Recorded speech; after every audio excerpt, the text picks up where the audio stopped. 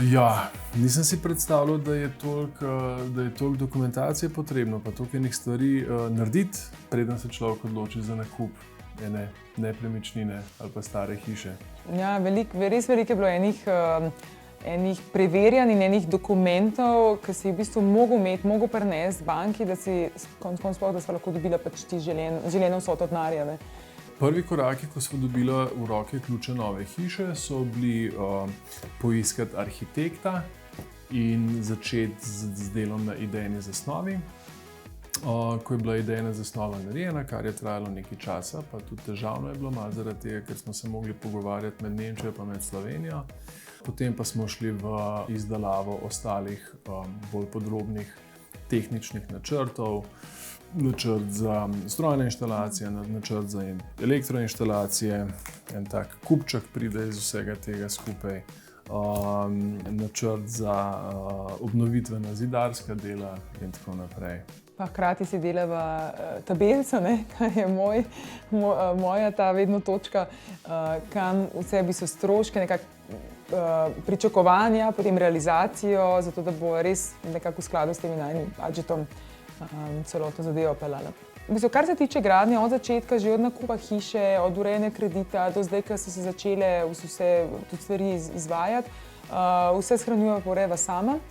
V bistvu pač nimava še sistema to pravega, ampak vse zaenkrat zlagava, nalagava, piševa, malo računalnik, malo mapce. Si delava pregled nad stroški, predvideni oziroma ocenjeni stroški, ponudbe, dejanski stroški, dejanska plačila. Pa še učiva se malo sproti. Res je.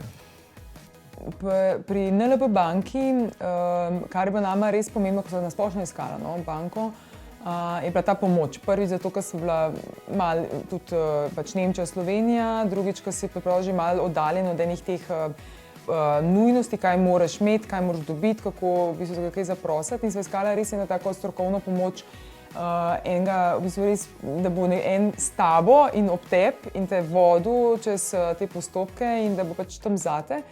In ta del nam je bil res pomemben pri tej prvi fazi, pa tudi zdaj v bistvu naprej, ko bova karkoli potrebovala za obnovo hiše. Zdaj v bistvu najin nasvet, pri kreditu je odvisno, kakšno obliko kredita si kdo vzame, ampak če se gre za stanovanjski kredit za obnovo, recimo hiše, stanovanja, je res nujno, da že od začetka res shranjuješ vse račune, ponudbe, račune, tudi poslikaš konec koncev, ker ti to vse pride prav potem, ko moraš v bistvu dokazila, da je banki, zakaj si ta sredstva namenjal. Če pa si v bistvu jemlješ mogoče začetni kredit za nakup, tudi s hipoteko, je pa res, se mi zdi ključno to, da imaš banko, ki ima na drugi strani nekoga, ki ti pač pomaga pri celotnem tem postopku do prodajnega procesa, do te podpisa prodajne pogodbe. Tako da ja, bom imela kar velik mapc. Jaz tudi mislim. Se je že začelo. Pa to še ni vse.